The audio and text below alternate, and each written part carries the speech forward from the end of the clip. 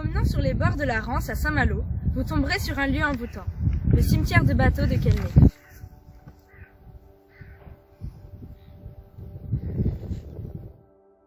Ici, dans l'anse de Quelmé, à la pointe de la Passagère, se trouve un chantier naval, et juste à côté, un cimetière de bateaux.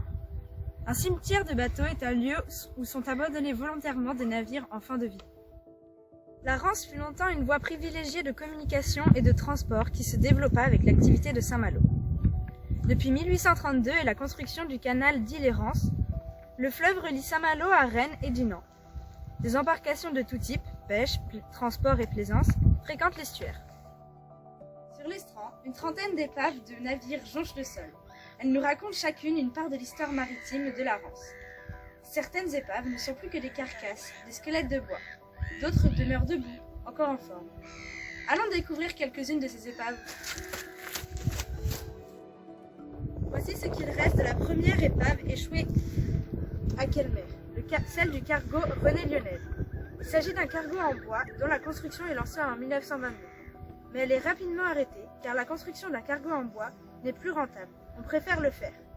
Il est acheté et abandonné à Quelmé en 1937 pour en faire un vivier à Bigorneau.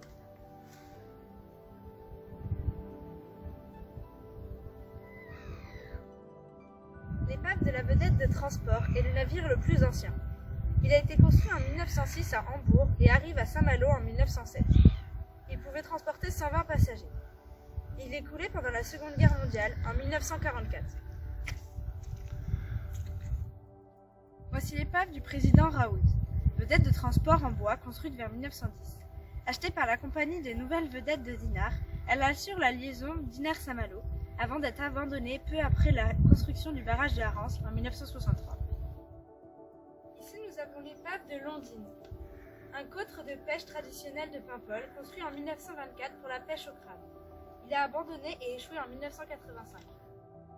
Voici le petit Coulmy, un canot en bois. C'est un bel exemple de construction des petits caboteurs traditionnels de nos côtes. N'hésitez pas à venir vous promener sur les bords de la Rance pour découvrir au grand air le patrimoine culturel.